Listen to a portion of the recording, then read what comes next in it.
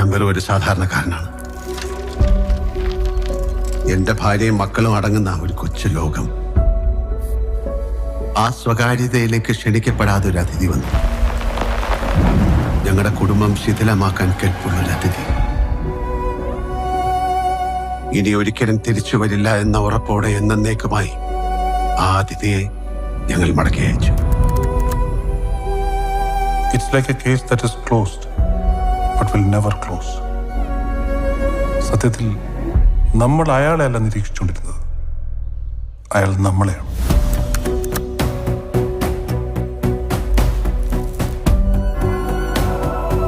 ജനിച്ചപ്പം മുതൽ തുടങ്ങിയതാണ് എൻ്റെ ഈ യുദ്ധം. സ്വന്തമെന്ന് പറയാൻ ആരുമില്ലായിരുന്നു. കഷ്ടപ്പെട്ട് അധ്വാനിച്ച് ഞാൻ സ്വന്തമാക്കിയതാണ് എൻ്റെ കുടുംബം. അത് തകരുമെന്നൊരു